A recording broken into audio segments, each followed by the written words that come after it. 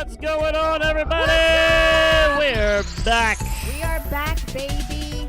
We are here. It's December freaking 1st, last month of 2024. Oh, man, this It's year already- went by so fast.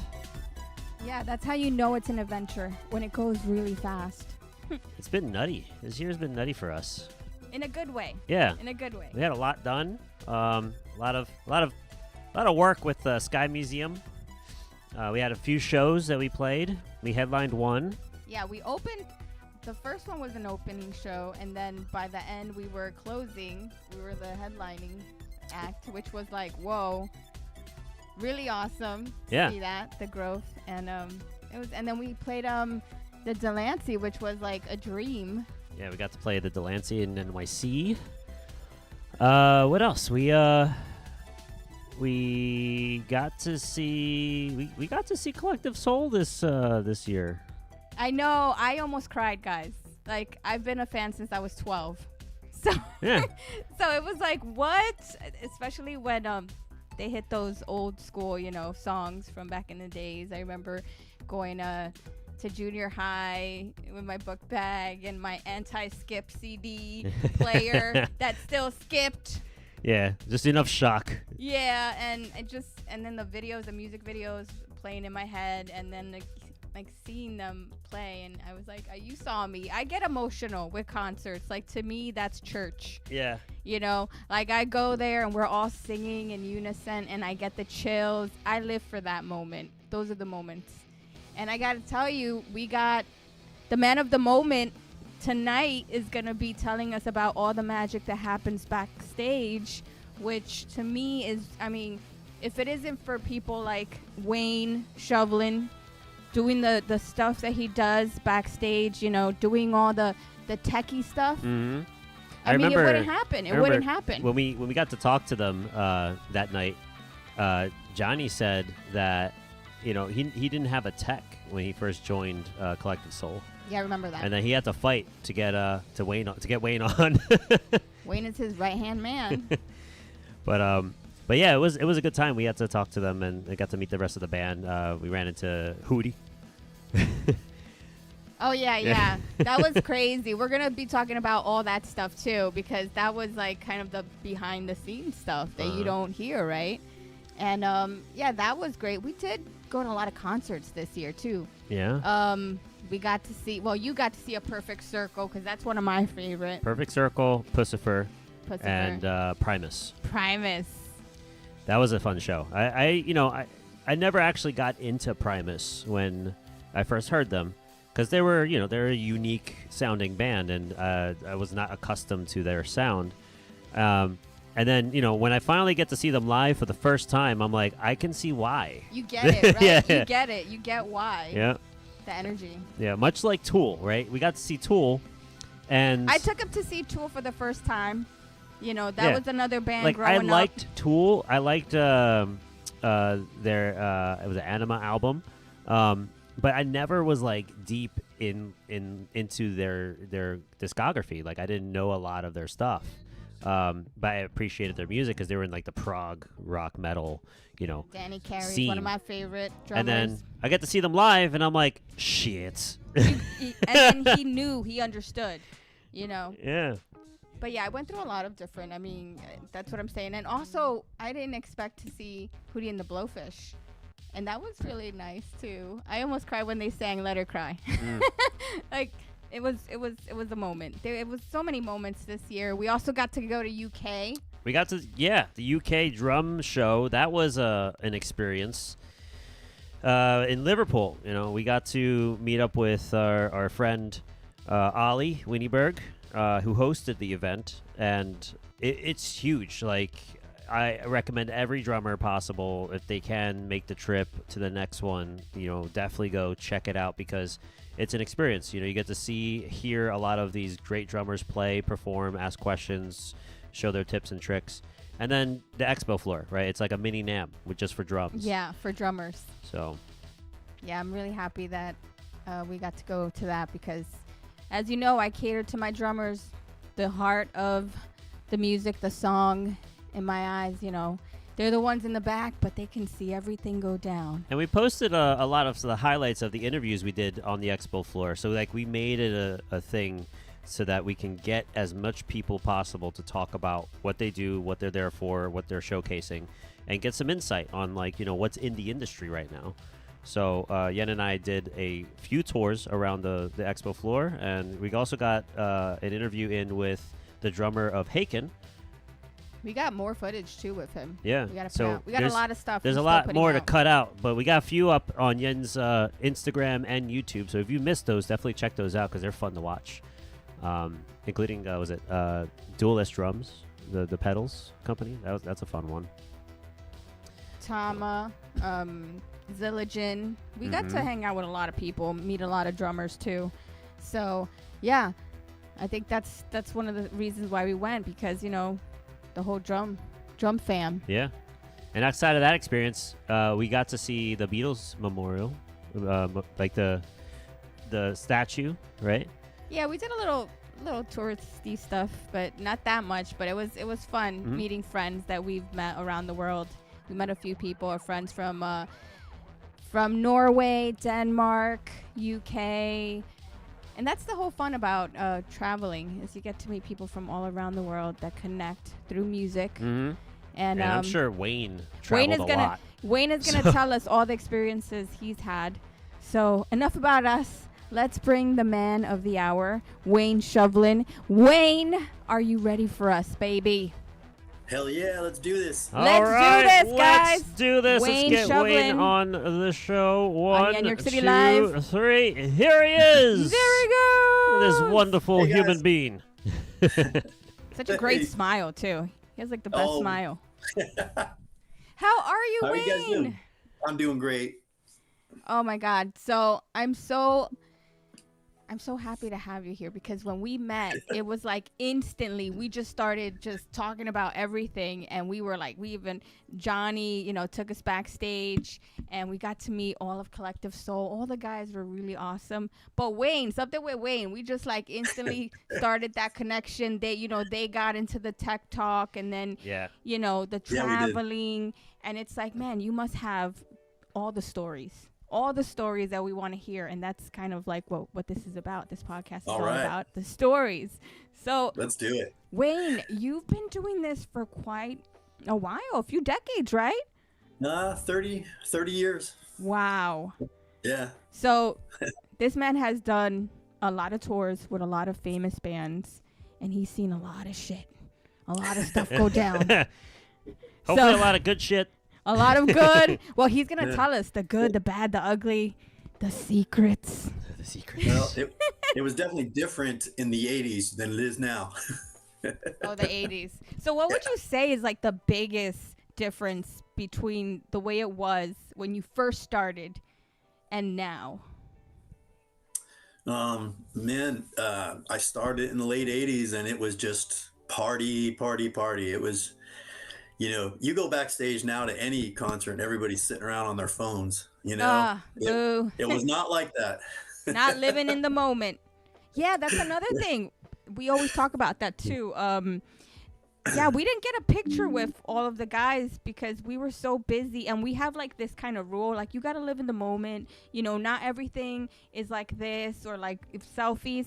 And it's like, I look back, I'm like, damn, but we didn't get a picture though. Yeah, we didn't have the opportunity to. I mean, we did, but we didn't like think about it because we were so into the moment. We were actually talking and vibing, and that's the best way to live. I mean, we grew up also, 80s babies. We know how it was before the internet, and then now where everyone just lives, breathes, and like takes pictures of their food first before they even take a bite. Yeah. So I appreciate that when people just live in the moment and do things, and backstage, it must have been it. He lived the whole, what do you call that? Sex, drugs, and rock and roll, like for real.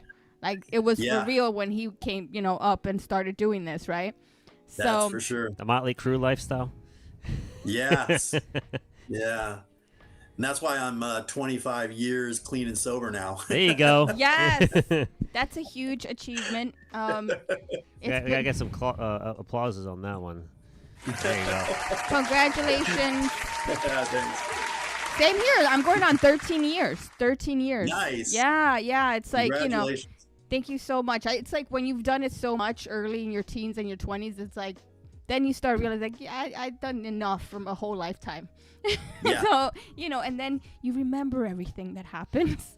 The things I Yeah, don't that's kinda remember that I wish I did.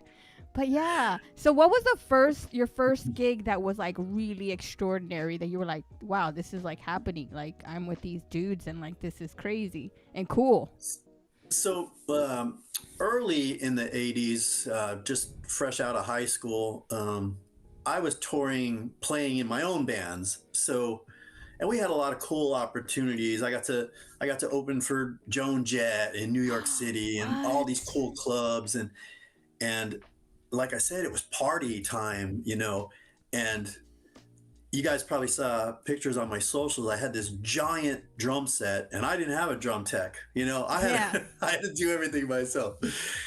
And so after touring and playing with my bands and I was lucky enough to grow up in Northeast Pennsylvania, which is why I always played New York City and New Jersey and Philadelphia. And there was a company in my town in Pennsylvania where they built stages for all the big stadium tours. And, fresh out of high school, all my friends worked there. And I'm like, let me give that a shot. When my bands, it was fun, but it wasn't really, paying the bills. And so I got in with this company that started building these arena stages. And so you would be at the arena for a week, building this giant stage. And afterwards, you would transition from building the stage into like a stagehand. So now when it was showtime, you would, just help the bands and their crews. And some of the first concerts that I got to work was 89 Motley Crue, that was on their Girls tour. We did Guns N' Roses, we did White Snake, we did Aerosmith, all the big names. And it was at that time, like, I don't know if a lot of people know that, like, when a band comes to your town, they'll play your local stadium or amphitheater, but you notice when really, really big names come to your town, they're at like your football stadium, right? And they'll play there 1 or 2 nights. And what goes into that is a week prior to the concert, there's somebody in there building all the scaffolding, all the staging, because, it's not already there like it is in your arena. So that was such a great opportunity for me to transition from trying to make it playing in my own bands to, like, I think there's something in this, like, working for the big guys, that have money to pay me. Yeah. And so that's how I got to meet a lot of people in the industry. So when you have these opportunities to work with these bands, like I mentioned, you just make sure you leave an impression, and and then you get those phone calls. Hey, are you available for this or for that?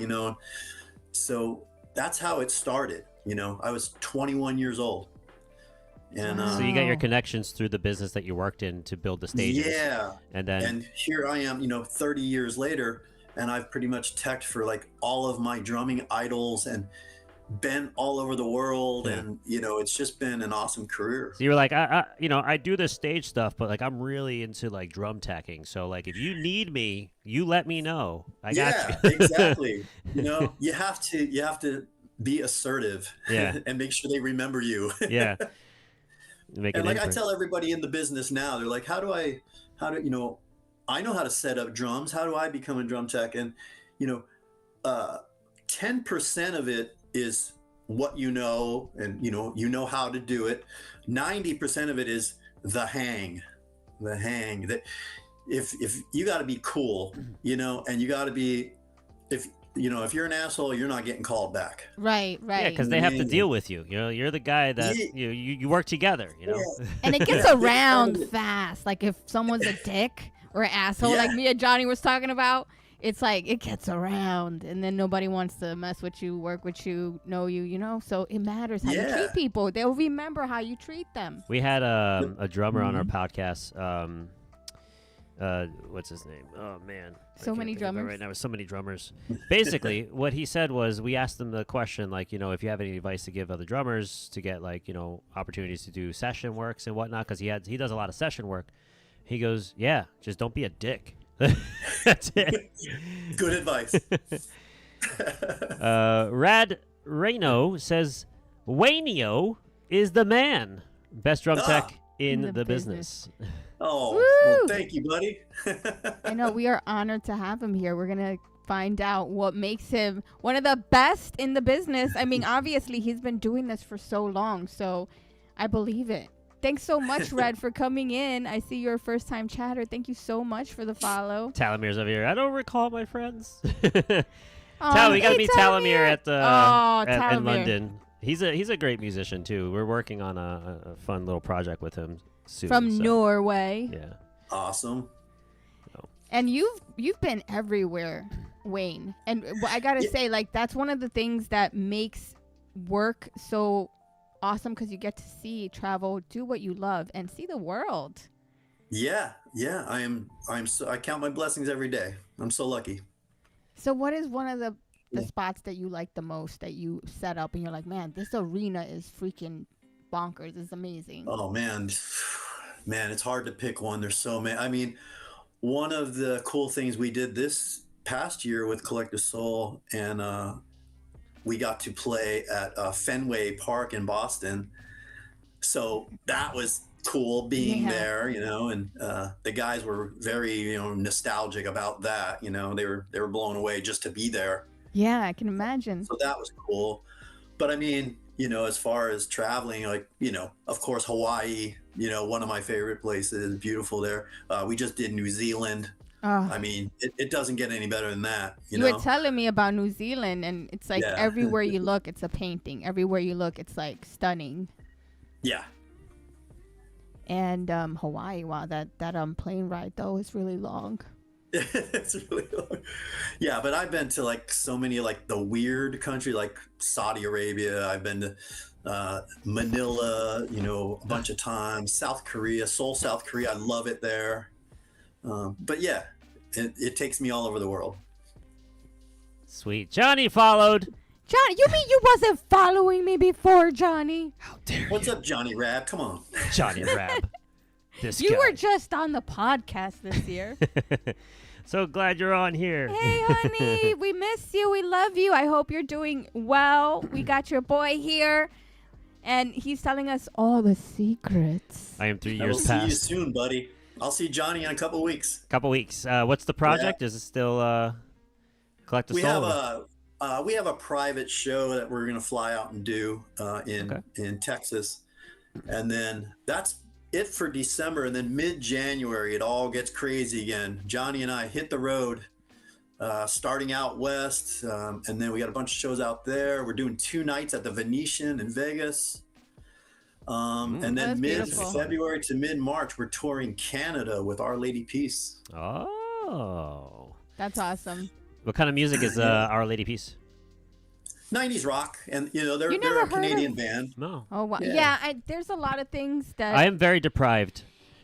all he learned was Dream Theater in like his teens, and that's Yeah. why he's such a crazy Mike Portnoy type drummer, because he really And studied. you look a little like Mike Portnoy too. Yeah, that's what Yeah. they say. I mean that's all I learned a lot in my after high school. That's when I started really diving into the progressive rock realm.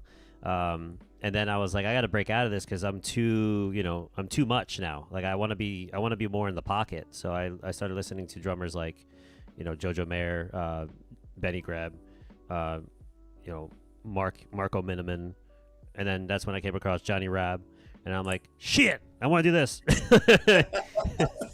Johnny's incredible. I mean, He really is. I try to do some of the stuff that I see him doing, and I don't have it. That's years of amazing. practice. So you're in a band or you play out and?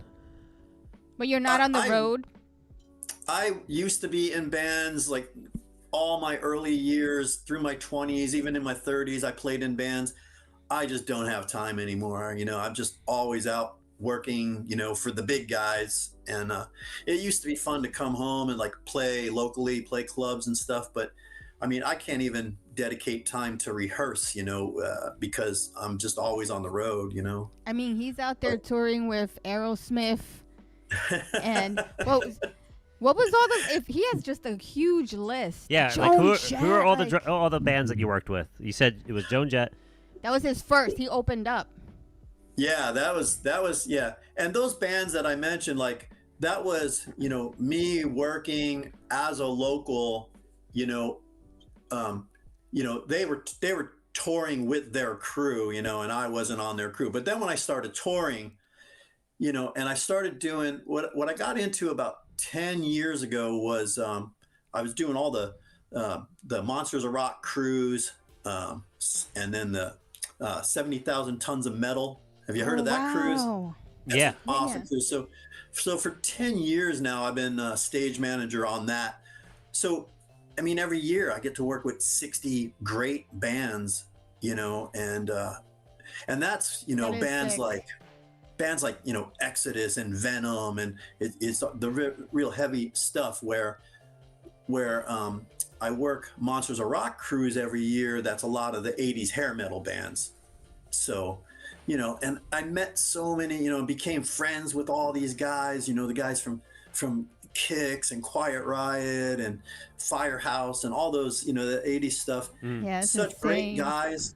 And, that we grew up on that stuff, grew up listening to that stuff. And then just to work with them it's like a dream come true. Sometimes I have those pinch myself moments where, this is really happening. I was teching for Vinny Appice, and he's up there playing the Mob Rules. Oh, yeah. Like, oh my God. Like, this is happening. I can't even believe I'm here, Yeah, I met Vinny at it's like a breast cancer can stick it foundation in Texas. Oh, Johnny! Wow, Johnny coming in with the sub, coming hot. The sub. Thank you so much for that sub, Johnny. Johnny Rabb coming in hot. Thank you so much. But yeah, great guy too. He's fun to talk to. Yeah, I've been fortunate to work with him and Carmen. Yeah, Carmine. Yeah. Yeah, so I met Johnny it was like 6 years ago. So I was on tour with Three Doors Down. I was teching for Greg Upchurch. And we did a tour together. I met him too. I met him when he was touring with Chris Cornell for the Euphoria Morning Tour. I remember. Greg's awesome. He's so sweet. He's so sweet. Mud. Yes. Yeah. Oh my God. Wow, what a small world, right? Okay, go ahead. So I mean, we did a tour together. It was Soul Asylum, Collective Soul, and Three Doors Down. And I was working for Three Doors Down, and every day I would talk to Johnny, and Johnny be live with his phone, and there's Wayne building Greg's kit, and so we became buddies on that tour, like you do when you're out on tour with other bands, like recently with the Hootie guys, we've all become family after spending 6 months together, know, and a year or two after that tour ended, I get a phone call from Johnny Rabb, hey, are you available? Yeah, we were just saying that, Johnny buddy. Didn't have a tech for a while. Yeah. Right. Yeah. He was, he was doing it himself for a while. And then I know a couple of our crew guys was helping, at least tear down his drums at the end of the night, So, So how do you, when you get hired on to be someone's drum tech, right? And you have to learn like their precise setup so that every night it's the same all the time, and everyone's setup is completely different. So how do you go about like understanding like the tom height, angles, locations for every drummer that you worked with? So I have a couple tricks that help me out. Like, first of all, what most drum techs do is we mark the drum rug. So mark where everything is, and that way you place it there every night, and it's exactly where it's supposed to be. As far as cymbal heights and the heights of things, I have everything memory locked, so I don't change that at all. I just fold up that tripod and put it away, put it in the case. That way, it's locked at the exact height that he likes it, Mm-hmm. And if your stands were too high that they didn't fit in the case, you would have to put a mark on there so that when you pull it out every night, you go right to that mark. Then, now that's with like Johnny's kit that we use, every night. But we have a lot of what we call fly dates. And a lot of times we'll have to go fly somewhere and do a show, and we don't have our own gear. There's backline gear there waiting for us. Mm-hmm. So then I have a tablet where I have all of Johnny's heights and everything written down, measurements. So then I pull that out, and that way I'm able to set up his kit exactly how he Tape likes measures. it. Yes, exactly. Yeah. Yeah, that's cool. And like I guess like with every drummer is the same. Like when you first initially jump on there, is it set up for you to take like mental pictures, notes, and then you can Yeah. So mark a your lot marks? of times there will always be pre-production before you go out on tour, and you'll set up somewhere in a warehouse, and the drummer, in my experience, has always helped me the first time, so he could sit there and tell me exactly. And then once he's 100% happy, then I make my marks. I mark the rug, and that way I make sure. And most people that I've worked with, they sound check, right? So they'll come out and sound check, and then if there's any little tweaks that need to happen, we could easily make that happen. But Collective Soul, they don't sound check. So Johnny, the first time he sees his kit, when he walked out on stage and sits down. So I mean, I have to make sure it's perfect, and Johnny's like such a great guy, and he's like so easygoing. Yeah. That if something was a little off, he probably wouldn't even tell me, You just go with it. I take too much pride in my work to where I'm a perfectionist, and I want it to be perfect. So yeah, it's like, Johnny, how dare you not tell me the stand was wobbly? Yeah.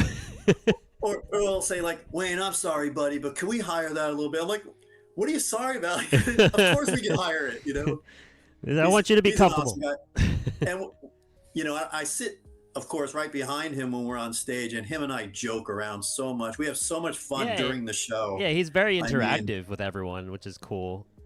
He's something. He's the best. Yeah. Johnny's the best. There's been times when he hits his knuckles on the rim, and he goes, ow, and he looks over at me, and there's blood all over the head. Oh, no. So he's like, here, wrap me up. He puts his hand behind. So I give him some great advice. I yell, use the stick. And he's like, thanks, Wayne. Good idea. That would help. That's some fun banter on stage too. Like, you gotta have that interaction, because you can't just. You gotta have fun with it. I see. Okay, there's a time and place for professionalism, but like, there's also, you gotta have fun too. Yeah. So that's what it's all about. So on a typical setup time, how long does it take you to set up his kit? 30 minutes. Yeah. And we always have 2 hours. We have 2 hours to set up. So, it gives me time to change heads that need to be changed, and, polish stuff, hardware and stuff like that, wipe the kit down. I always like it looking really good, shiny. Mm-hmm. Do you often change heads, or is it like I know every tech has a different way of like approaching that. Like the drum heads only change every 2-3 weeks, right, of the tour. Snare drum every day, Well, that varies a lot between drummers. Some drummers, they like fresh heads all the time, and some drummers want them never changed. They like them beat up. Yeah. So that really varies from drummer to drummer. But with Johnny, we'll change out his snare head pretty often. We'll get maybe 4 or 5 shows out of a snare head, and his tom heads last pretty long. Did you say Johnny's a heavy hitter? Yeah, he really does. He's such a technical guy, technical drummer. He's not smashing on them like Zoltan Chaney. You know what I mean? Mm-hmm. Like his, you got to change out a lot. Yeah. But yeah, and once those tom heads, if I see a dimple in them or something like that, I'll change them out. We got a fucking fly flying around here. I know. So we see this guy just like, fuck. Yeah, Get the hell out of window here. Damn it. Yeah, so you just finished up the tour now, right? What was the last show? Last show was in my hometown, Tampa, Florida. How was that? It was great. It was, that was the night I was able to clean out my bunk from the tour bus and come home, and yeah. it felt good. And also, what was really cool for me is that night after we played, I'm standing side stage watching Hootie, and Gary, the guy who plays percussion for Hootie, he's a good buddy of mine, calls me up there, and I get up there and played percussion with him with Hootie, and that was a highlight for me. That's cool. Your hometown too. Yeah, that was cool. That's amazing. So what was I always do like diving into like the fun stories too. What was something that was the most, I guess, chaotic moment that you had to come rescue the day and do something like on the fly that happened? So I got many stories about that. I know, I can imagine. One of the most recent ones was with Johnny. He blew a bottom snare head in the middle of the song. Oh, lovely. And so recently there was a video going around of Todd Sucherman with Styx. He did the same thing, and the video was all over the place of his tech swapping out his snare mid-song while he's still playing. I'm like, Johnny, I wish we would have got that on video, because we did the same thing, but we didn't get ours on video. But anyway, he blew his bottom snare head. So, now his snare just sounds like a tom. Yeah. Mm-hmm. Luckily, he has a side piccolo snare, so he just moved over to that, using that as his main, while I came underneath him, popped the mic off, took the snare out. We always keep a backup snare, put it back on, put the mic back on. He was back in business, But a good story I right? have, Seamless, Johnny's saying. You're seamless. Yeah, because, he's such a professional and a great drummer. He could drum on anything and make it sound great. Right. You know what I mean? Yeah. But I got another good story about in putting out fires, Fires. Yeah. What's up? Yeah, come on. He had these like 80s and 90s where all the freaking fires and like hairspray. Yeah. Oh my God, the hairspray, the Aquanet back in the day. There was that, but I'm not talking literal fires. Oh, putting okay. out fires. There has to be one fire story though, right? There has to be. I got some fire stories too. All right, fire. When I was playing in my band, we had pyro, and so I had like 10-foot flames all around my drums. I felt like I was in a toaster, you know. And I watched the videos, which of course was on VHS. Somebody had the camera on their shoulder. Yeah, Yeah, those big and ones. you could see you watch them now, and the flames go up to the ceiling and mushroom off the ceiling in these clubs, and I'm like, how did we ever not burn the place down? I know. Talamir saying hairspray, indoor smoking. What can go wrong? I know. And that's another thing with these big flames all around my kit, and I had hair out to here, tons of hairspray. Like it all could have went bad, but luckily it didn't. Oh, that's great. Jeez. That sounds like a fun time. As a in other news, like what's like another like crazy thing that you've experienced that was like have you experienced like people fighting each other in mid show and like the show got people canceled, coming or, like, up on stage too. or yeah, people jumping up on stage or throwing stuff at people like I think it was Morrissey just had a moment not too long ago where there was like fans coming up hugging him and stuff. And it was like after the third one he's like, all right, where's the security over here, like crazy stuff like that happening too. I saw that thing about Morrissey. Yeah, it's luckily, I can't remember any incidents like that. we've always had pretty good security on. Like I'm thinking of like all the cruises that I've done and the Monsters of Rock cruises and stuff. I never saw anything crazy like that. But that's another thing that I do other than drum teching and stage managing. So I got certified years ago in executive protection. So I did a bunch of security. So I did security for Ace Frehley and It's really Cassandra Peterson, Elvira. I worked wow. with her a lot, and I had to throw some people out. There was Literally. there was some creepers that Cassandra was like, get rid of them. I'm like, done.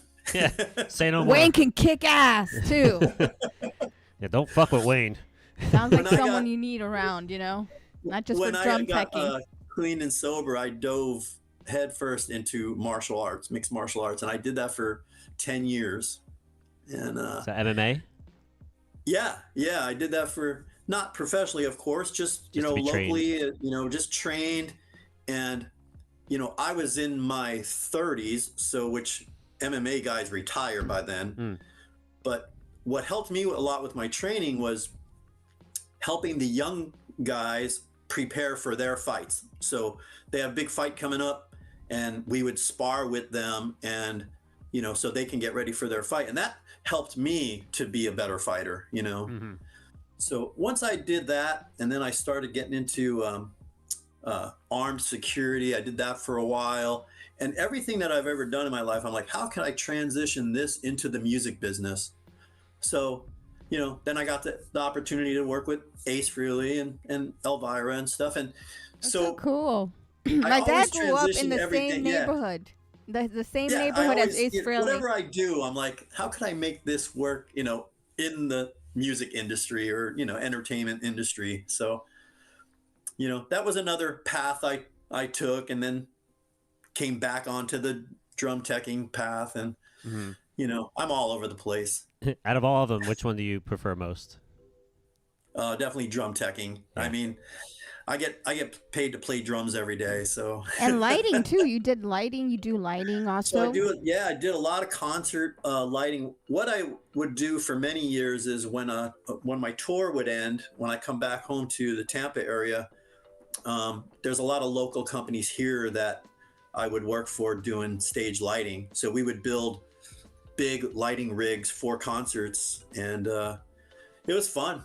Sometimes I got to design them and build them however I wanted, and it was cool. I would come up with ideas about different lighting on different trusses that during the show we would move with motors, and as the show's going on, the lighting rig's moving, That's and your dream. just cool stuff like that. I love lighting. Like He loves my everything drum lighting. streams, and when I play out live, like I gotta have some form of lighting going on, right?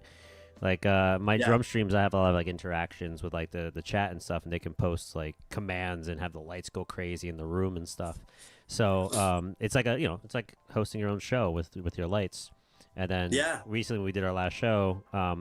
We took my E-kit out because I'm playing on the E-kit live, and only to support the vocals, because leveling is tough in these smaller venues if you don't have like an experienced sound engineer. You gotta have to make it work, right? Yeah, you gotta So make it in the work. drums, I have it lit for every tom. So Oh, nice. yeah, it's pretty fun. You can trigger it and things like that. That's really fun. We definitely want to start moving into our rig, make our rig even more massive, where we have like the DMX lighting, and then it runs through MIDI, and then we have the everything like going off with the music while we're playing. What's the That favorite? sounds great. What's your favorite gear to work with, Wayne? Like brands. Man, I don't know about a favorite brand. So Johnny uses all Ludwig drums, and we're using DW hardware because DW seems to be the sturdiest hardware to me out of all the different brands. I mean, people could argue that point. You know what I mean? Yeah. But I like DW hardware. I like all the unlimited adjustments that it has, and I like how durable it is. drums, it's, you know, every drummer I've worked for has been endorsed by a different drum company, and I don't see anything wrong with any one of them. You know what I mean? If it's like Ford and Chevy, you know, like if you're a Preference. fan of one and not the other, like, you know, to me, it's whatever that drummer is using, what he likes, it's I'm gonna make it work. You know what I mean? Me personally, I was gonna ask you what kind of electronic kit you're drumming on. Oh, right now it's a Roland TD-27 KV. Nice, nice. I'm a Roland guy too. I had Yeah. I had the love Roland V kit, the V30. Yeah, I played when we went to the UK drum show. I played on the F notes because I was very curious about them, and they feel and they sound nice. But as far as like technology goes, Roland still is superior in its technological advances with like, you know, sensitivity and their updated hi-hats and ride cymbals. Like, Yeah, yeah, I love them. I love the Roland stuff. yeah, eventually I'll you know, move into the what was that, TD-50, the new ones. Oh yeah, that's a badass. Yeah, that way we can route every tom and cymbal out for mixing separately versus a singular file. Right. So, do you have a Roland, or do you I had one for many years. I got rid of it a couple of years ago because, like I said, I'm never home. So we're in the process now of I'm working on my in-house drum studio, getting it all fixed up the way I want it, and then we're gonna buy another Roland kit. have anything in mind? I mean, I'll probably get something like the TD30, somewhere around there. You know. Yeah. What are your symbols of choice? I really like Meinl. I have a whole set of Meinl symbols. Johnny's been with Meinl for 20 years. I've had Sabians and Zildjians and Paiste, and you know, again, I don't, you know, there's people out there like, oh, I don't like that brand at all. You know, I've never cracked one brand more than another, or, you know, had a cymbal break like constantly with one brand rather than another. So, you know, again, it's all Ford and Chevy. It comes down to like the variety of what you have, like the options. Yeah. Right? Like I play a lot of Sabian, and I wanted to get into Meinl. I tested out the darks, but in person the darks didn't sound that great. It sounded way too dull. But in studio they sound amazing because you can EQ them any way you want. Right. So it's hard to really tell. But when I played it at the UK drum show, I sat down on this unique rack setup that this guy from Germany, or no, from Sweden. He was from Sweden. Yeah. He handcrafted, Lars. and it's Lars. Yeah. He it's a wood frame, and it's almost like a J shape. And you can have like posts mounted in there, and then you can set up your cymbals and then your drums on there for a very low profile setup. And it's easy to carry, easy to transport using a flight case that they provide. But he had Meinl cymbals on there. And then I played on them. I think they're the Byzants. Okay. And I love how crisp they sound. Yeah. And how sharp, like they just cut through when you're playing. Yeah. So it's a battle for me between Sabian and Meinl right now. Right. And another factor is what type of music you're playing. You know what I mean? Like all the death metal guys that I work with, they all use Paiste Rudes. You know what I mean? And like so many drummers would say, oh, I would never use those, you know, but they fit that music. Yeah. You know? Yeah, I couldn't get into Paiste. When I tried them, they were very bright for me. I'm like, I can't do this. Yeah, the different genres and the way, the style of playing. Yeah.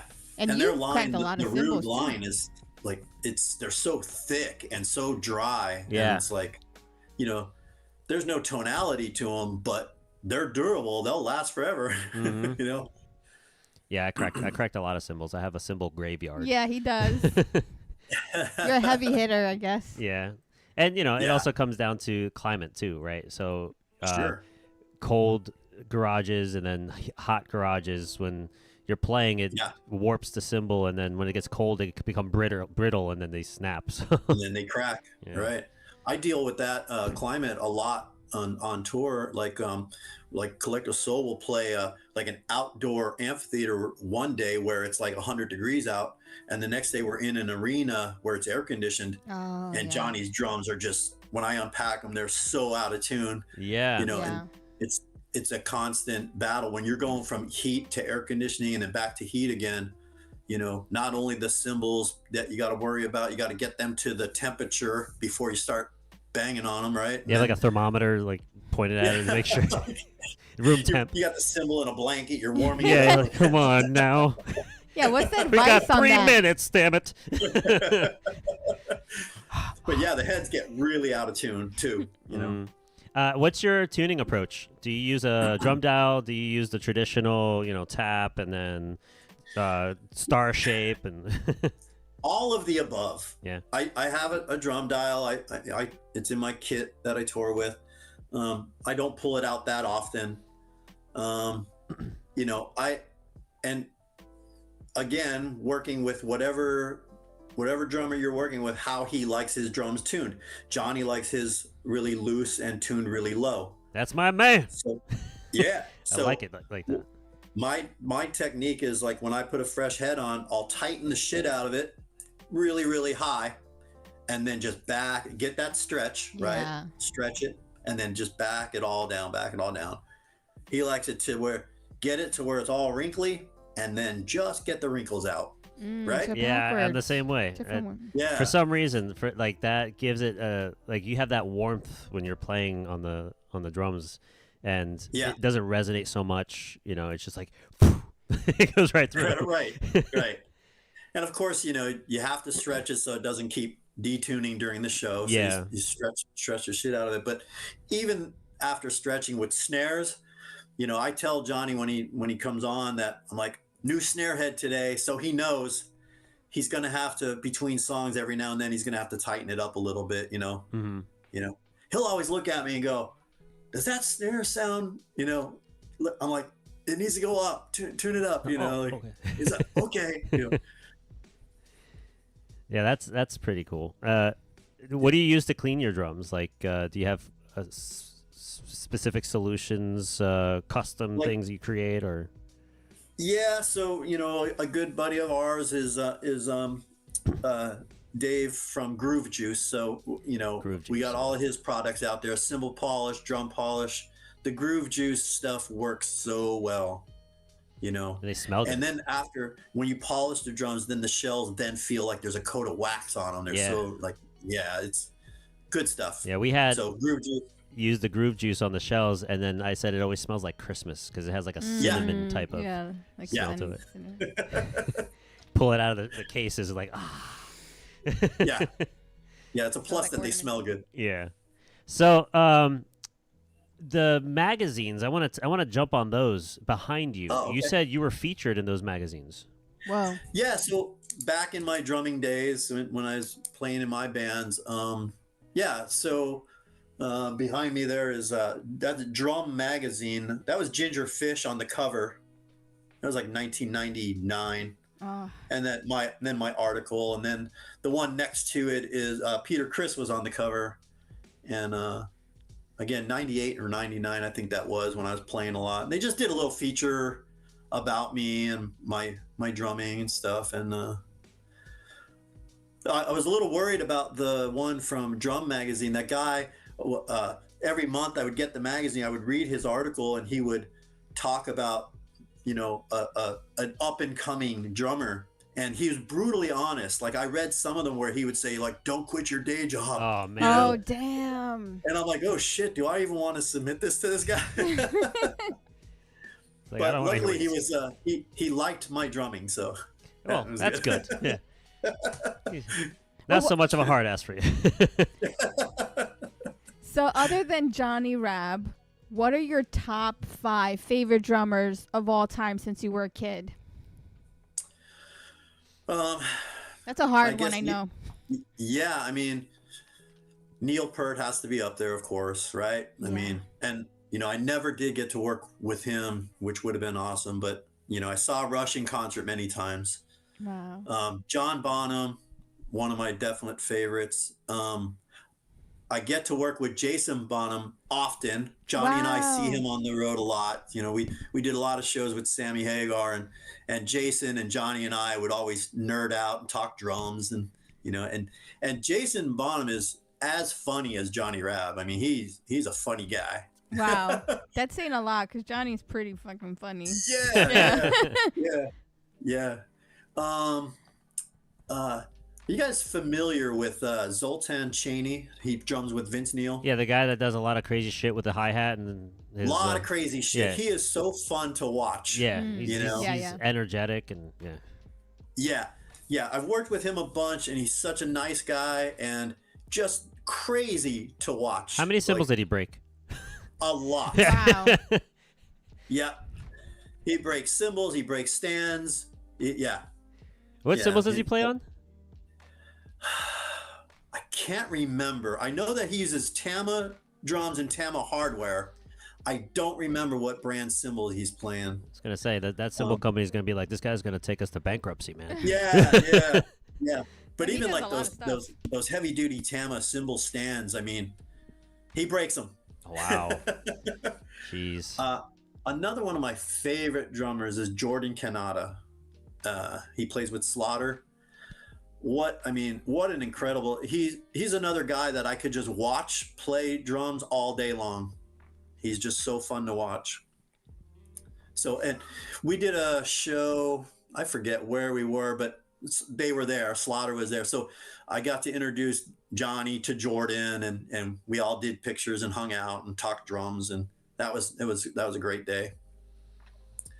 But yeah, lots of incredible drummers out there, and I'm so fortunate to know these guys, and be friends with these guys. My buddy Casey Grillo, who drums with Queensryche, he lives here in Tampa, and good buddy of mine, and he actually has a company where he makes the logo front drum heads. He did ours, Collective Soul, on the front of Johnny's drums. They're called Drum Static. That's Casey's company. Yeah. I gotta check those out. So another awesome drummer. Yeah, Casey. Yeah. Also, we noticed that you're sponsored by you have your own drumstick, the Scorpion. Yes, the company is Scorpion Drumsticks. Yeah, and they I'll show this on the screen here. There you go. Your signature. Yeah. There it is. Yeah, there it goes. There's my signature drumstick. So look at this guy behind the drums. Look at that. Look at that guy. That was my Ludwig kit right there. That was my Bonham got some kit. guns too. Oh, thanks. Must work out.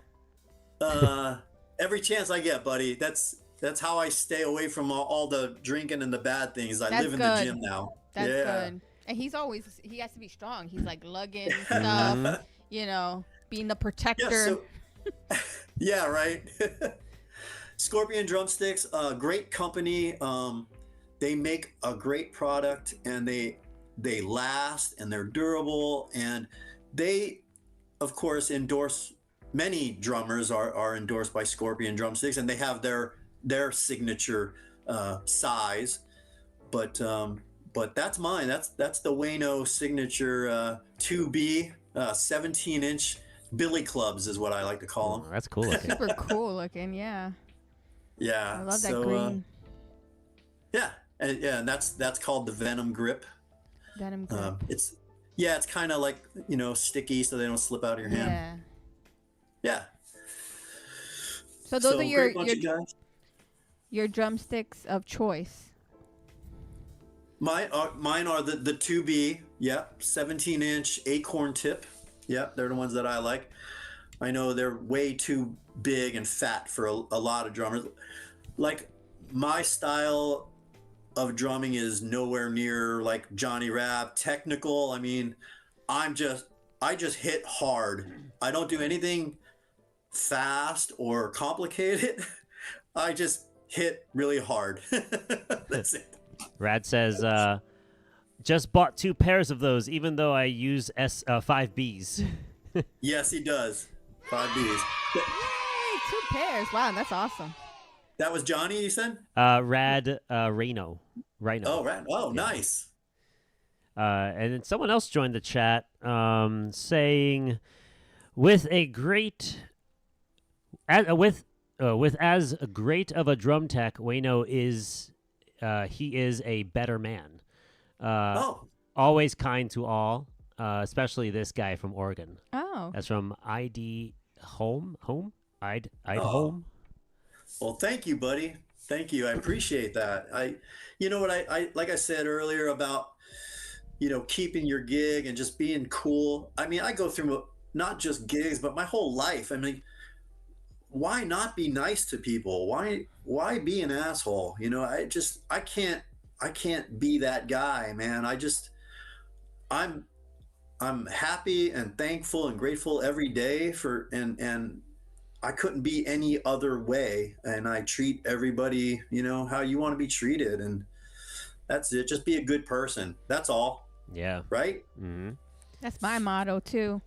Yeah. Because people will remember you for how you made them feel at the end of the day, right? Like they always remember, Yeah. and that's one thing that we were talking about. We're like, yeah, Wayne was like super cool, super dope. He was just like chilling, Just hanging out with us. and like you're sitting excited. on the floor. You weren't even sitting on a seat. You were just sitting.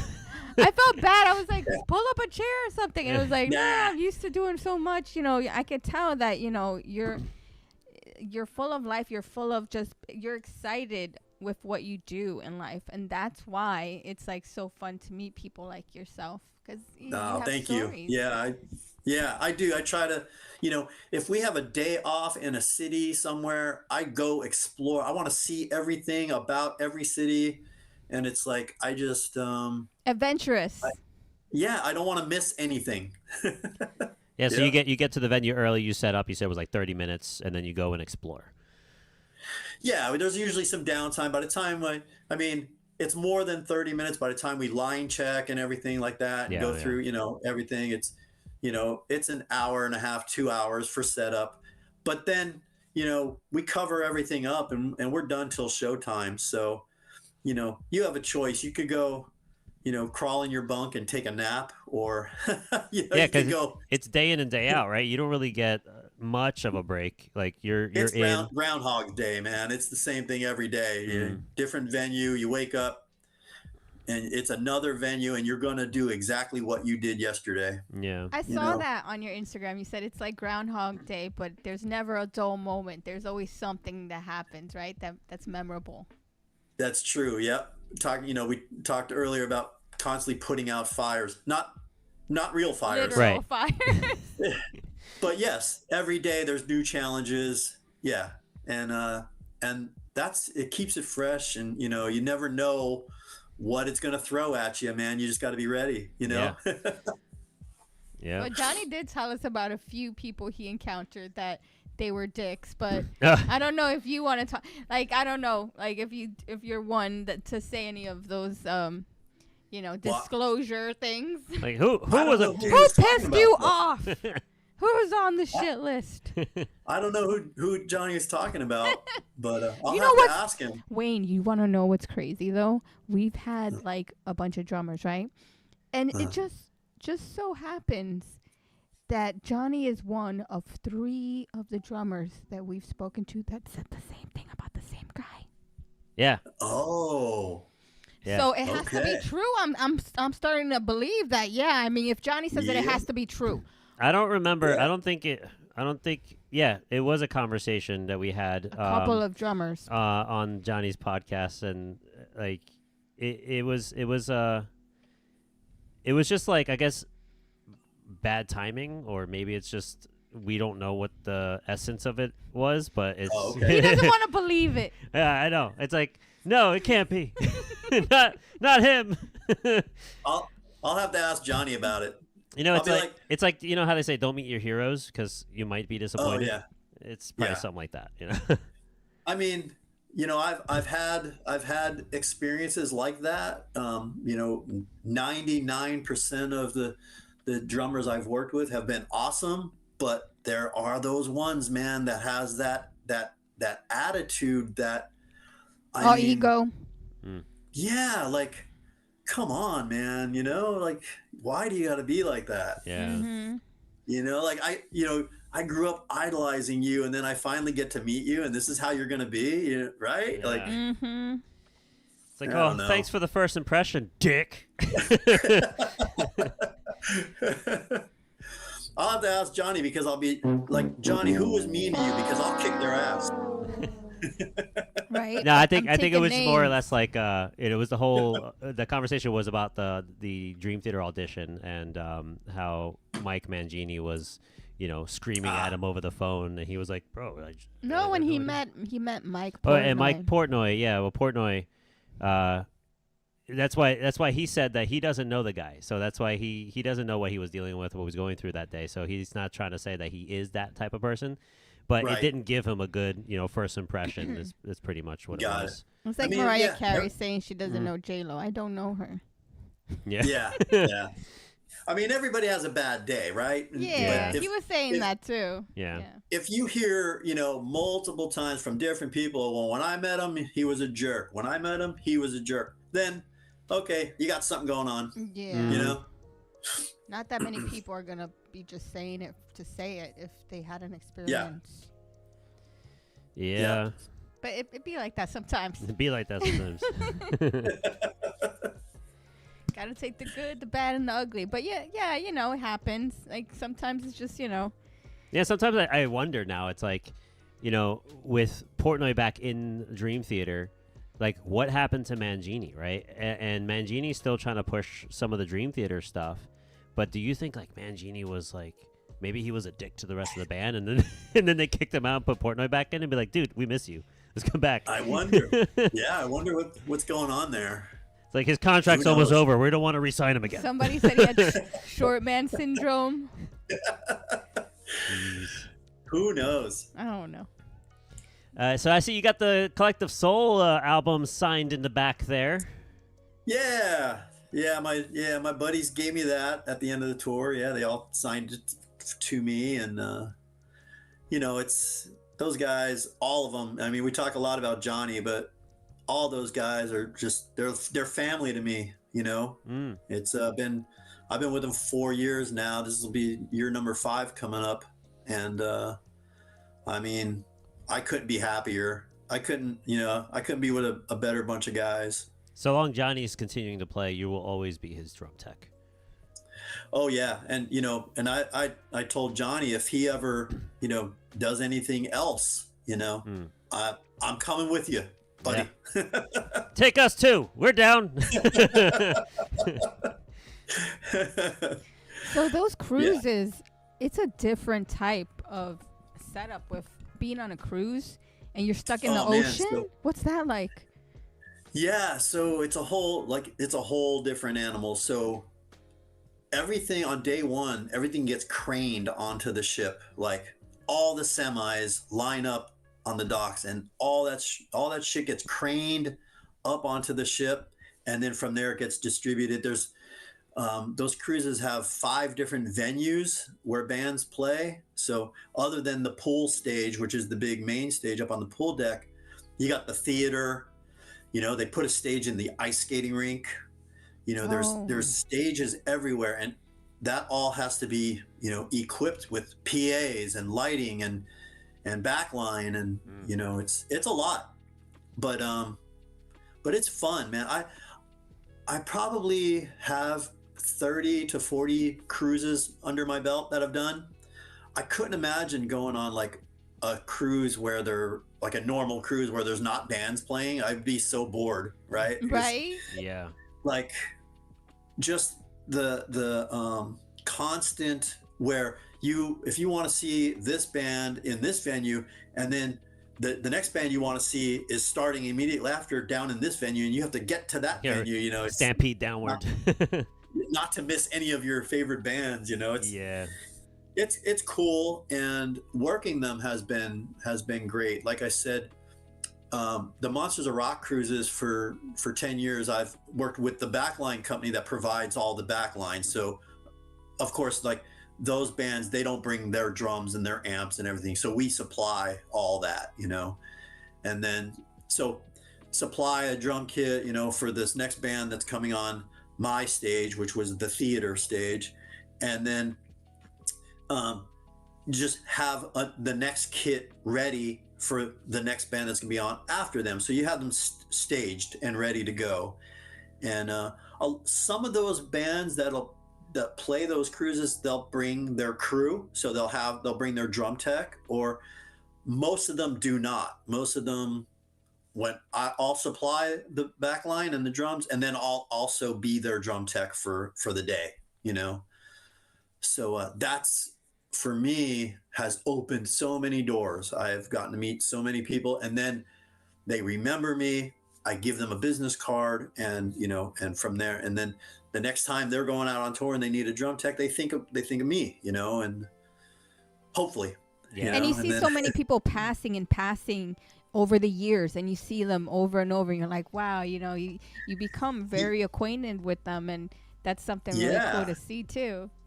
Yeah, you become good friends, and again, my career is, I've been so lucky to become good buddies with so many of these dudes that open doors for me and opportunities for me. Well, that's who you know, right? A lot of times. Yeah. So true. A lot of times it is who you know, and that's number one. And number two, like we talked about earlier, don't be a jerk. Don't be a dick. Don't be a dick. You said it nicely. We were just like, oh, no, don't be a dick. Yeah. Just spit it out and say it like it is.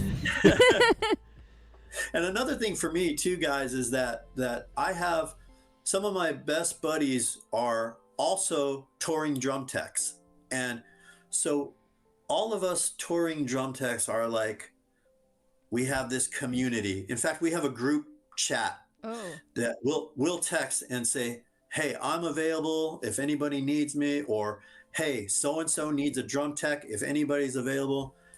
And so we all help each other out, and we all, we should all stay in touch. And if somebody's doing something great, you congratulate them. You don't celebrate with them. Yeah. Yes. Yeah. You have each other's back. I love that. That's so true. Yeah. And like all my friends are out there right now teching for some of the biggest names out there, and I'm proud of them, and they know that if they ever need somebody to fill in for them or anything, they could just hit me up, Oh yeah. And like a that's brotherhood. how we like to handle our, the way we are as, content creators, or as musicians and as, podcasters. Like, we always try to encourage and uplift people for their successes and what they're achieving, it's, and we make it known, because it's nice to make those posts, whether you like their posts or you comment on their achievement posts. It's those little things too, because you notice that you'll notice people will say, oh, I saw you did this, or I saw this came out, or you were talking about that. I'm like, but you didn't like the post. You didn't say anything when it was happening. Like, come on, let's be real. Like, that's the kind of shit you notice, right? Like, the people that celebrate you, the people that are like, man, I'm fucking proud of you. I've seen you come up, and you remember that stuff. And that's one of the reasons why drummers, to me, are like some of the best people that I've encountered in bands, because they're the ones, like, I've asked so many people, oh, like, you want to, be on the podcast, whatever. And it's always the freaking drummers like, I'm down, let's do this, right? And then, like, sometimes the guitarist, sometimes they're like, I'll see, or whatever. Like, they'll be a little bit more egotistical than the drummers are. Just like fucking down to earth dudes. They're like the ones that, and the thing is, like, if you have a solid drummer, it makes your band like 70% better, even if your freaking guitarist is subpar and your singer isn't that great. It's like, it's true though. Like, you'll notice that it's the rhythm section that holds you up, right? Like, that has to be solid, right? So I've noticed that in the drum community, the drum fam is the best fam. And I can imagine, with the drum techs, you guys are a family, and you guys just have those chats like, yeah, can you believe we're doing this? Like, yeah, I worked with so-and-so and so-and-so. So I believe it. I believe that that's like real, and you make authentic friendships that way on the road. Yeah, absolutely. Yep. And, also, another thing about drummers, and you'll probably get this, because people just walk up to you and go, you're a drummer, right? Like, I think drummers have a certain look or something about them. Like people just know you're a drummer. Each other. I don't know how, but they do. It's true. It's either that or you're a musician, right? Like it's one or the other. Drummers are just the coolest. They're just cooler. That's just the way it is. So you guys look like you're something. We're always banging on something, right? We're always drumming on something. ADD. It's also our presentation, right? Like how we carry ourselves in the public and how we look, how we act, right? Like when we're out, like people look at us and they were like, "There's something." Like you guys, what you guys are. We had people come up to us when we watched this band that we really enjoy, Embassy Row, and they're gonna be on soon. Yeah, their singer sounds very close to Chris Cornell, like he's which is so insane because I love Chris Cornell so much. And we were in the crowd, just supporting them. I took some video of them, and these two people that found them the same way we found them was from an ad on Instagram. They're gonna blow up. They walked up to us and they were like, "You're here to check them out?" And I'm like, "Yeah, we're here. He's like, you guys are in a band?" Like they just started talking to us. You guys, we just wanted to come up to you guys because it looked like you guys had something going on. Yeah, you guys know what you're doing. And I was like, oh, I'm like, I guess it's a presence. And that's the thing, being approachable, being friendly, being like, like just have that kind of like interaction. And sometimes you can't with certain people. Like you feel that way, but. Like Johnny's like the epitome of down to earth. You can just be with him and talk to him, and he's just the coolest guy, And So I feel that. I feel that. Yeah. He makes like what would be a not like a bad situation, but like a situation that's like uncomfortable to be extra comfortable. Like a lighthearted comment or something. Yeah. He's just one of those guys. Like, he sure is, man. He's awesome. He's a light. You're a light, baby. Like what you guys were just talking about, though, is I can't count how many times, like when I'm out on tour, like people say, "Oh, can I take a picture with you?" And I go, I'm not in the band, right? I'm just the crew. And they're like, "I don't care. I want a picture." You look fucking cool. You matter, okay? Little do they know they're the ones responsible for all this stuff going like. The lights, the sound. Yeah, you guys put in so much work in getting the stage. You need and more recognition done. So for what you do. Putting you guys on the spot and getting to know what it takes to be a tech of any sort, right? Whether it's stage, drums, guitar, bass, like that's. Thanks to you guys. I mean, for putting it out there and having people like me on here, and we could tell everybody like what happened, how it all started, what goes into when you walk into a show. You don't realize that that lighting rig started to get hung at 7 a.m. this morning, right? You don't think about that. Hours just to put a show. That's a few hours. It takes longer to even set up, to go live, and to do what you do. On tour, 7 a.m. is when the riggers start loading in, marking the floor, and they build the whole light show on the stage, and then it all goes up. All the riggers are up, hanging the motors. 7 o'clock in the morning that starts. It's when like the those show stadiums. is done. I'm sorry, like the stadiums with the ice, the ice skating rinks and stuff. Like all that needs to be, like pretty much done over because of the ice, right? They cover it.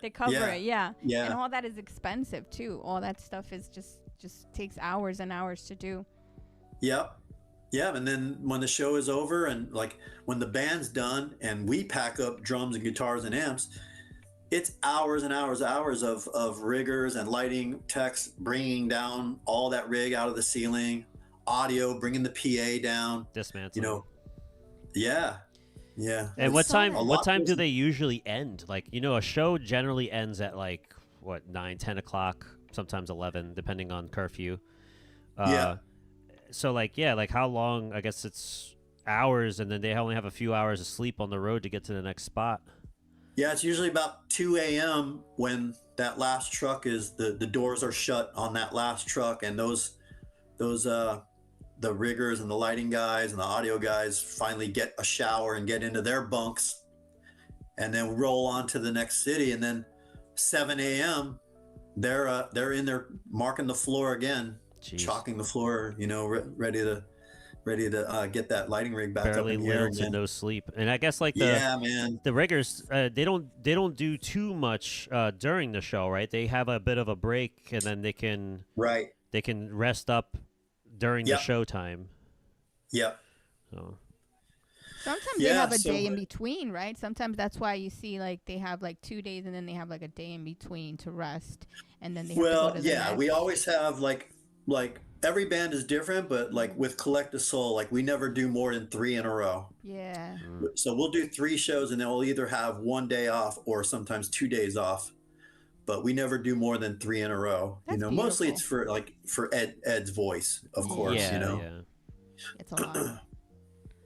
But yeah, those couple of days off, I'm sure those guys, man, they spend it in their hotel just sleeping, just finally getting some rest, while I'm out exploring. Yeah.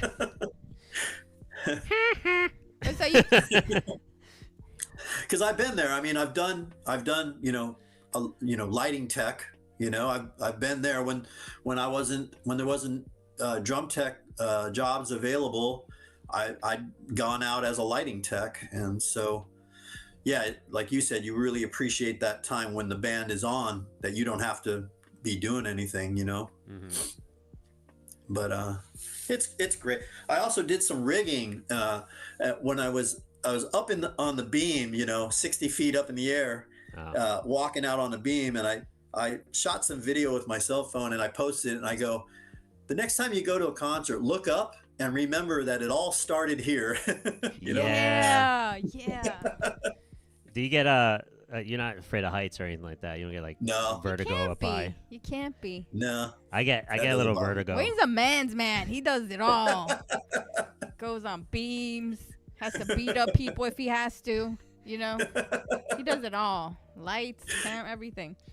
Yeah. So, do you enjoy something more than the other? Like, do you enjoy doing the techie drum tech stuff, or the lighting? Or I think he mentioned that he likes the drum tech. The drum tech is more. Absolutely. Yeah. Any chance I get to play drums, yeah. Yeah, that's true. Yeah. So, what are your favorite? I mean, I guess it's not good to say your favorites, or favoritism is not favored, I guess, to say. But like, if that's why I usually tell people, instead of top 3, top 5, right? And then the bands you work with, they see this, they're like, you didn't mention us. You didn't say the mine. It's like, I'm trying to remember everybody in 30 years, right? It's a lot. It's so much. Yeah. My favorite is Johnny Rab. Johnny Rab, right now. That's his one and only he's going to mention. Well, what are you into now? Like, let's say your top favorite bands or what are you currently listening to that you're really like, I love this band? My whole life I've been a metalhead. I'm a metalhead. Yeah. I listen to I'm so excited about the Pantera stuff that's going on now with Charlie on drums, and so excited about that. I go see Zakk Wylde every chance I get. I love that guy. Oh, Zakk was on Kai Cenat's stream not too long ago. Yeah. He's a huge streamer. And they were doing the subathon where they're trying to hit over 680,000 subscribers on their channel. And we have our friend Office Drummer that we had on the podcast. Shout out to him. Yeah. He just got married. He just got married on there. But Zakk Wylde was actually invited to be on their show. And it was like a dream come true for Office Drummer to be able to play with him on there. That's awesome. Yeah. That and Zack's such a nice guy too, man. He's so cool. He looks so intimidating in person. Yeah. Yeah. It's usually those guys that are the teddy bears, though, the ones that look like super, like, right, with the tattoos and stuff. When I met Kerry King from Slayer, I was so intimidated by him, but he was such a nice guy. Yeah, it's always like that. It's always like that. Yeah, so I listen to bands like that, and like I love Godsmack, I love Volbeat, I love Slipknot. Yeah. Did you get to? I'm all over the place. To listen to Sleep Token when we mentioned it. Yeah, Sleep Token. Oh, I didn't. I didn't get to listen to them. Yeah, we'll send you a link. Yeah. Okay. I'll send you links. They're blowing up. Everybody's like, wow, I think what was it, the Download Festival? Uh-huh. So they're headliners, and everybody's like, how can they be headlining? Bullet my Valentine. What was the other bands? There was like three other bands that they've been around for like over 10, 20 years. And they're like, how is it that this new band that's like, up and coming that just started basic. I mean, I remember when they came out, we were like super in love with them. We were like telling everybody about them. We were like promoting them like crazy, right? And then we got a lot of our friends into them. And then we went to see them, and then they freaking blew the fuck up, right? Like overnight. And just selling out, sold out all their shows. And now they're headlining this major tour, right? Festival. And everybody's like, what? Well, because they're selling out.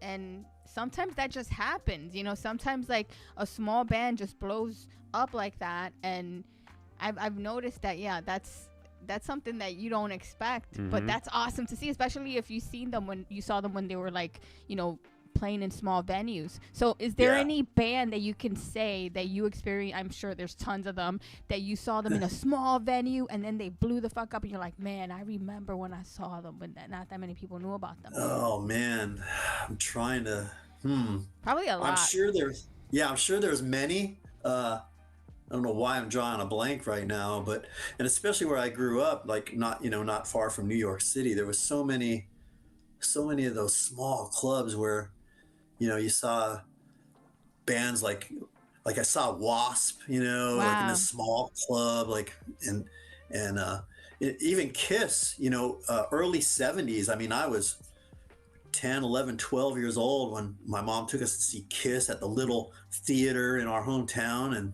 like 75, 76, like, and then look at what they become, like, jeez. I've always wondered, like, you know how like these bands come on with like face paints and masks and stuff like that, right? It's like, do they do that at the very beginning, like their get-go, just to put a presence of like their style, what they're going for, and their image, or does this like a thing that gradually happens? Like who did it first? I think they start like that.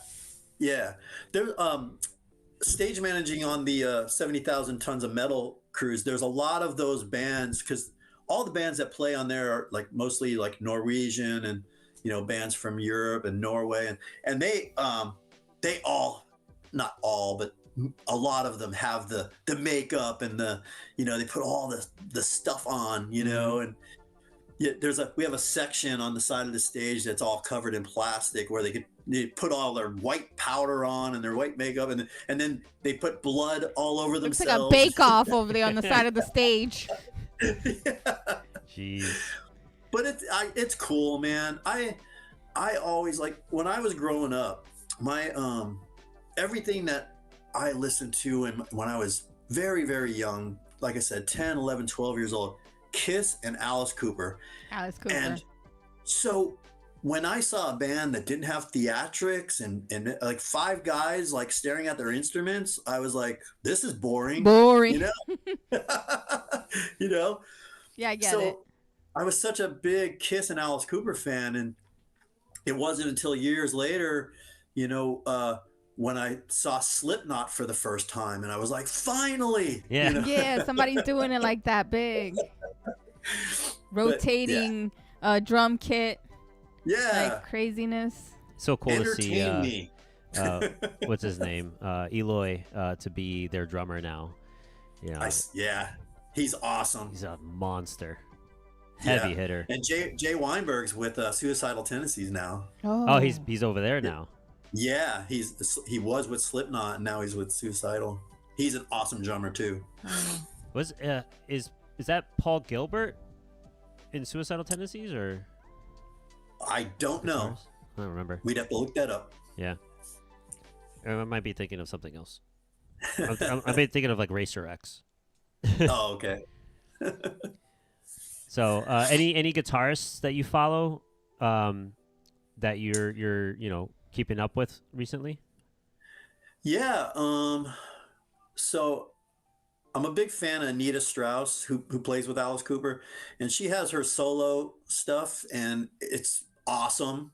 And her husband Josh plays drums. He's an incredible drummer too. So I like Nita's solo stuff. Who else? Guitar players. Man, Do you play any other instruments outside of drums? I don't. No. Not. I wish. I mean, I took piano lessons. I really wanted to learn how to play piano, and I just didn't stick with it. I mean, for me, it was like I was so lucky to start drums at such an early age because I think if I tried to do it as an adult, it wouldn't have stuck. You know what I mean? Like, Yeah. and same with trying to learn piano or guitar. It's like I should have done that when I was a kid. You know. Speaking of, we didn't ask him what was his first kit as a child when he started drumming. I was just about to ask that too. You jumped on that. There you go. Yep, the connection right there. My first kit, I have a picture somewhere. Christmas morning, my mom and me at the age of, I don't know, 7 or 8. Aww. Remember the drums that were like the shell was made of tin and the heads were paper. Oh. Aww. You know, and it had one little symbol. Oh, you froze there.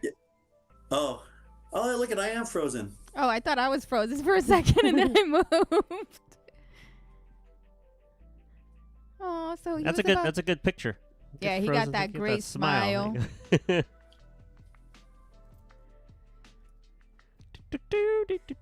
Wayne. Wayne. Wayne is connecting audio and can't hear you. There you go. Nice freeze frame. Yeah, right? He's back. He's back, baby. All right, we're back. Connecting to audio. Wayne connected to the audio. There he goes. He's back. Hey, Right. I'm back. Awesome. I hit my refresh button. Ah, there it That is. would do it. So yeah, I had the little toy, you know, you hit the drums and your stick went right through the paper head, you know. Oh, so you were Yeah. 7. You was a baby. But yeah. Oh, look at who's this? It's Rocket. Rocket. Yeah, he's He's the little, our little puppy. He's a little guy. He's so sweet. Yeah, he just wants attention now. He's like, pet me. Yeah. So you Yeah, were so- 7 years old. So I always say like that's the age, because you want to, with children, you don't want to force them if they're not passionate about it. So you kind of let them, sometimes they want to be a guitarist or keyboardist. He disconnected. No, Yeah. There you go. Back. What is going? I don't know why it's doing that. blame it on Mercury retrograde. Yeah. So. Yeah. So you always don't want to push them because they get into what they get into. Sometimes they change. They're into like karate one year, then the other year they're into painting and then instruments. So around 7, I feel like that's when they really start honing like what they really start getting into, right? So Yeah. 7, 8, like especially if you take lessons and things like that. Did you take lessons or you were just self-taught? I did. I took lessons. I started in grade school. Did the whole, school band, and then when I got into high school, I was in the marching band. I did that, and then luckily, another thing that's important too is that my parents were very supportive. Because back then there wasn't electronic kits, man. Yeah. You just heard all the noise coming from the bedroom. And, people would say to my mom, like, how can you put up with that? And she's like, as long as I hear him drumming up there, like, I know where he is. He's safe. He's not out getting in trouble. That's what my mom would My say. dad Yeah. would say the same. My dad was awesome enough to let me get a drum kit and put it in the middle of the living room. And he's like, well, keeps them out of trouble. She's not out doing anything. I know where she is. And then the neighbors would be like, oh, you're getting better. You're getting better. So like me and my 2 brothers, we would just like play drums. So like I have a love for drums because like I tried to, because I wanted to be Danny Carey. He wanted to be Mike Portnoy, but he actually succeeded because all he did was lock himself in the room and play Dream Theater till he was like nailing, the dance of eternity. Every part. Yeah. Yeah.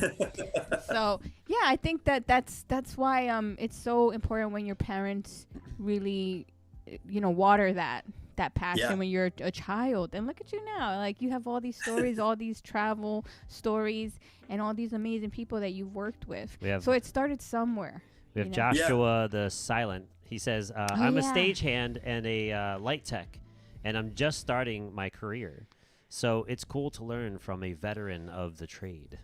That's Oh, Wayne right awesome. here. Good luck to you, buddy. Any questions? If you have any questions for Wayne, let us know. Also, if you're Wayne, in any chat, pointers? yeah. Yeah, if he's just starting out, like we talked about earlier, number one, be cool. 90% of the gig is, you got to live on a bus with these guys for 6 months, and you got to be easy to live with. And but yeah, if you're a stagehand and you're getting into lighting, learn as much as you can. If you work as a local, hang out with the lighting guy and learn as much as you can, and hone your skills, and if be a cool person. That's it. Don't be a dick. Yeah, Josh. That's gonna be the theme, the tagline. Oh, for we this. should actually make that like an A emo. command. An emo. Don't Yeah. be a dick. Yeah, because it was when I was out touring as a drum tech, when I would come home and say, well, okay, what am I going to do for the next like 5 months now till my next tour? And somehow I had a friend of a friend who got me into the lighting. Hey, you want to come do lighting for concerts? And I'm like, okay, I know nothing about it, but okay. And luckily I had those people that kind of took me under their wing and taught me, and now I've been doing lighting for 20 some years, but I was that guy at one time who didn't know how to put a gel in a light. You know what I mean? Like everybody has to start somewhere. Yeah, that's true. You remember those big can lights that gets extremely Really hot. hot? Yeah. I had two of those things. 750 watts. Oh man. Yeah. And then you put the gels in the front, they get all really flimsy and stuff. Yeah. Oh. Yeah.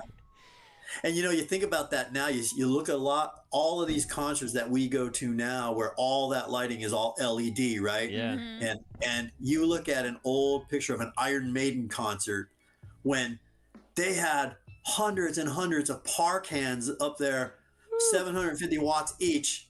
And like, It's you just imagine how beaming hot. Yeah. Oh my God. Like You know, in my garage, when I had the drum set up there, I had two of those can lights because I thought that's what I needed. And it was great during the winter. In the summer, it sucked ass Yeah. because it was just beaming hot. you got LEDs Wedding. now? Now I do, yeah. Yeah. Yeah. Learned my Yeah, lesson. so you hear people complain nowadays, and you're like, man, You have you no got idea. nothing to complain about. Yeah. Like you don't even know. Can only imagine, Sit down, youngins. Yeah. Take a seat. So yeah, that's a big difference now. It's changed. A lot of the gear has changed. So what happens to those old school gears? Like all those things, what happens to Yeah, them? melted down and be used for cups. The scrap. Yes. Yeah. Where they should be. Yeah. So with your experience now with Johnny Rab, how long have you worked with him now? This is year number 4. Number 4. So out of these 4 years, what are the big takeaways that you've learned for being with Johnny throughout this tour? Like, did you develop anything new skill sets, new approach to certain things? And if it's not just from the tech side, but also as a drummer. Yeah. So as far as drumming, Johnny is such a good teacher and educator. The way he'll take something that seems so complicated and he'll break it down for you, and just piece by piece, explain how to approach it. And even though he does that, I still can't do it because I don't practice enough. But Johnny for many years was a teacher and an educator, and a clinician. So he's so good at that. But yeah, I learn constantly from Johnny's just such a professional, and even when it comes to gear, he has like so many friends who create new drum gadgets and things that make not only putting the drum kit together easier, but then he has all these new percussion toys and things like that. It's constant information for me with Johnny. I could learn something from him every day, and And again, have fun while learning. and have fun doing it too. Yeah. I mean, again, every day I'm thankful to be where I'm at, That's because how you get blessed, Wayne, because you're man. grateful. You don't take shit for granted. You're just like so grateful and awesome, Joshua has a and question. anybody who gets, oh, good. Yeah. What's the question, Joshua? I saw the post of the taco. Oh, the drum taco. Yeah. Yeah. Oh, She looks Yeah. at me like, "What do you mean? what? What is this taco?" And what were you Not gonna that say? taco. You were gonna say something before that. What was it? Finish your thought. Oh, I was saying how nobody could be around Johnny Rabb every day and not learn something. Yeah. Because the guy's just so full of knowledge. You know what I mean? But so one of those products that one of Johnny's friends make is the drum taco, and what it is, it muffles your snare, so you don't need the little sticky things, and a magnet holds it to one of your tension rods, and it just sits. I think it's filled with it's like a bean bag, you know what I mean? Kind of sits on there and dampens takes the ring out of the snare. And they sell different sizes, so you could have more or less dampening. Yeah. And That looks pretty cool. So innovative. I saw those, and I saw Yeah. ones that's like with a leather strip that gets like laid on the top, and then you can have that like flap up and down when you're hitting the snare. Right. Yeah, I saw those too. Yeah. Yeah, so many cool companies that they're smaller companies that you don't really hear about, but Johnny Rabb knows all of them, Yeah, Yeah. I dealt with a company. I think I'm still on their roster.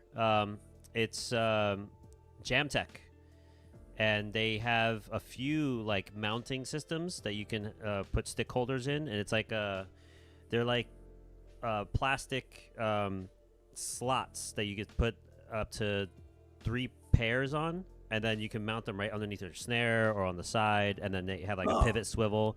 They have one like in black. They have one in clear with an LED light that like flashes different colors. It was That's pretty the fun. one you had, right? That's the one I had. Yeah. That's cool. It has to Yeah. have a That's light somehow. Yeah. It has to have a light. Of course. Yeah.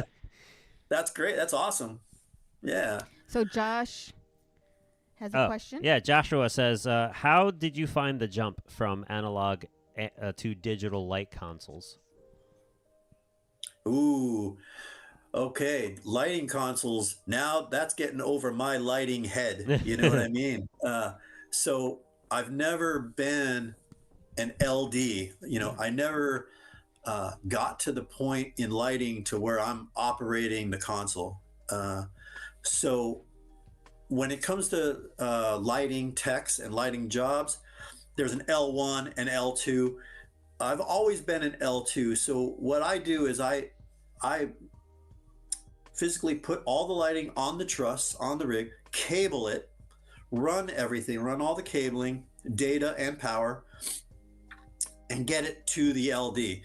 Once the LD fires up that console, it's over my head, man. I never got that far. Our guy with Collective Soul, Bobby, he'd be able to talk all day about that, with his knowledge. But when it comes to consoles, We should get Bobby on. Yeah, we should. Yeah, let's talk lighting with Bobby. Yeah. That's Yeah, what. Yeah. lighting with Bobby.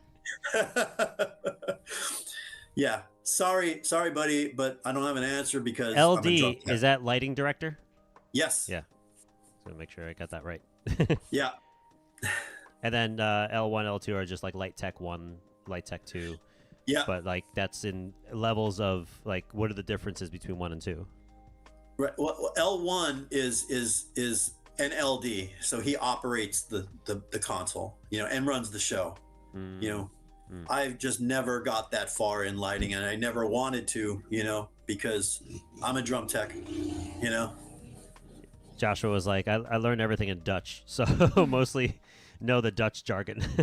Oh. Yeah, he's overseas. Oh, I just heard. Yeah. Yeah, go I ahead. have a lot of awesome LD friends in the business, and out there touring with really big bands, and I try to like watch them and learn what they're doing. But man, when they get on that lighting console, it loses me. I just heard some kind of motorcycle vehicle pass by. I saw on your Instagram you're really into like bikes, right? Is that another passion of yours? It is, yeah. I've owned Harleys my whole life, and I think I was 18 years old when I got my first motorcycle, and I've never owned anything but a Harley. I've always had Harleys, so and Gorgeous. and so when I come home from tour, I have a Road King now, and those are nice. man, Ooh. I hop on that and just hit the back roads for hours and hours, and it's how I clear my head. During our Thanksgiving dinner, I got to meet one of the family members, and he was really big into motorcycles. And we got into like a deep conversation about Harleys and stuff. And my first bike that I wanted to get was the Nightsters. When I was at the time trying to get a bike, I never got the bike, but all that went to my teeth. So I was saving up for it. But Invisaligns are expensive. Yeah. But Harleys are definitely like, if I were to get a bike, would be my Those are my go-tos. favorites. Yeah. Yeah, my teenage son is really into bikes and everything, but he started, with a pedal bike, obviously. And then he's been grinding and he's a YouTuber, Chris the Surfer. If you guys don't know, Chris the Surfer, shout out. I'm so proud of him. So he got really into bike riding and everything. I loved bike riding as a kid because, that's what we did back in the days. We would go to everyone's house. Who's around? Let's go bike riding, and I loved motorcycles too. And he finally got a sponsorship, and he got his own signature bike on Friday. It came out. Woo! I'm so proud of him. Yay! But he did a photo shoot in Nashville, and there was a guy with a Harley. And he said that, the guy just really took a liking to my son. And he was like, he gave him his helmet. He gave him his keys. He's like, go crazy. Try it out, kid, And he's like, really? It's like, you're a man. You can do this. Yeah, you're a man. You can do it. Don't be afraid. And he said he drove it up the block, and he was like the power mommy in those bikes. I was like, it's going to happen. And he was saying he's going to get into motorcycles. Watch. Yeah, when I first met him, like when we started dating. Yeah. And I saw his passions in going from a bicycle, and then getting into e-bikes. And I'm like, watch, he's going to want a motorcycle. And you were like, no. And I was like, yeah. You can see the progression, right? Yeah, I see it already. And I'm like, well, if you're going to get into those, you better get into the big boy ones. Harley is the way to go. Do it right. Don't get on those crotch rockets, okay? Bitch bikes. No, I'm just kidding. So I was like, I said that. I said Harleys all the ways. And then, so I see that progressing slowly. But, I saw it. I was like, awesome. Gorgeous. You have some really beautiful bikes. Yeah. Oh yeah, I and it's my sanity when I get home. That's how I decompress. Is just go put a whole bunch of miles on that. And luckily, living in Florida here, I just ride across the state and go to Bike Week in Daytona, in March. And we just had last weekend, we had Bike Fest down here in St. Pete, Florida. I went down there. There were thousands of bikes down there. It was a lot of fun. I've been to Sturgis, the big bike rally out in South Dakota. And I love it, man. It's just I'm my happiest when I'm on my motorcycle and just not thinking about anything else. You in the open road. Yeah, the wind in your hair. Like, I get it. So, like, I get it. I completely get it. And then the ride outs and, it's something that's so beautiful to see. And that's one of the things he likes is going to different states, different countries, and riding in different places that are beautiful. So there's something about that. I get it, too. And I love it. It gets them outdoors, too, right? So. Right. Yeah. But Wayne, it has been a pleasure and amazing to have you here. I can't believe we're already here on the last 10 minutes of the show. And I gotta say, Sandy, this flew. I told you Yeah. we were gonna talk about everything, and it just ended up we being. we still haven't covered a lot of the things too. Like I'm sure there's a lot more we could talk about. Well, maybe we'll do it again. Oh, I would love to. Yeah, of course. And then also, there's always that last question that I like to ask everyone. And it's fun. It could either be really hard or really easy, depending. If you don't think about it, sometimes it's easier. And it's the 12 songs of the soundtrack of your life. And I can imagine yours is freaking amazing because you have so much music in your life and your upbringing. So it's 12 songs, the soundtrack of your life. It could be the first song you learned on drums, or the song that reminds you of your parents going to the beach. It could be a song you love driving your motorcycle to the one that made you look into your lover's eyes and think about beautiful things. It could be anything that is significant in your life, but it's the 12 songs that signify the soundtrack of Wayne Shovlin's life. What is it? Oh, man. Okay, well, starting from the beginning, Alice Cooper. I mean, 10 years old, man, listening to Billion Dollar Babies and I Love the Dead and Welcome to My Nightmare. From there, Kiss, Rock and Roll All Night, God of Thunder, Peter Criss's drum solo in 100,000 Years. Oh. And then after Kiss and Alice Cooper, I started getting into bands like, the Scorpions and Motorhead, and so I'd have to go with let's see, man. Now I'm thinking Godsmack, 1,000 horsepower. It's all coming to you. Godsmack, Slipknot, People Equal Shit. I love that song. Yeah. And these are, I think, songs that, this is what I listen to when I go to the gym and I want to work out, or just like, when I have my headphones on my motorcycle, I'm listening to Airborne, Running Wild, things like that. Just, I like things that get my adrenaline going, and I am an adrenaline junkie. So, any kind of songs like that are fast. And one of the playlists I have on my Spotify is songs that make me drive fast, Oh. and yeah, so Speed Demon. So I heard 7 of them right now. You got a few more. 7. I was gonna say, I don't know if I hit 12. No, not yet. Not yet. I'm at 7, huh? So let's see. I was telling Ed that one of my favorite songs off that new album right there, Keep It On Track. If you guys haven't listened to that, that's definitely one of my favorite songs. Will's bass line is incredible on that song. What was the first song you learned as a drummer? It was definitely a Kiss song. It was probably Rock and Roll All Night. Nice. Yeah, I don't know. I thought that one would be it too. That's around the age when I got my drums, and I was listening to like a live one. You know what I mean? And again, back to Alice Cooper, School's Out. Killers. Anything off the Killers album. Teenage Limit 74. Off the Muscle of Love album. I don't know. I'm gonna name. You got one more. One more. Make it count, Wayne. One more. One more. Slayer, Raining Blood. Oh yes. We got through it. See, it wasn't that hard. It's a good thing you had to throw in a collective soul on there. Otherwise, beautiful. I did. And if you guys haven't listened to that song, Keep It On Track, give it a listen. Love it.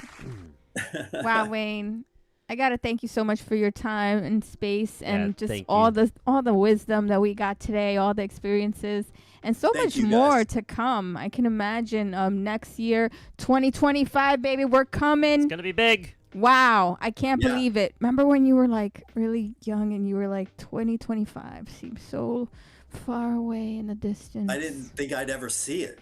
It's a blessing. It's a blessing, and you got to be grateful. I know Wayne is very grateful, and that's why he keeps getting blessed in life. You know, being grateful. I mean, we just had Thanksgiving, and you think about all the things you're thankful for. I'm thankful for having you here. I'm thankful for everything that happened this year. Just going and seeing Collective Soul and meeting everyone, being with Johnny Rab, getting to meet you and having you on today. It's amazing, and I'm really grateful for that, and thank you so much for that. So a quick rundown on a couple of promotional things, a little shameless self-promotions, since we're getting back into it. We just came back from the drum show. Make sure you check out YenYorkCity's channel on Instagram and on YouTube for all the drum show highlights, interviews that we've done out there. We have a single coming out, hopefully the start of next year. We're aiming to get an album out sooner, but we'll see how the progression goes with Sky Museum. But as of right now, we're just about our final touches on our new song, and that should be available coming in January.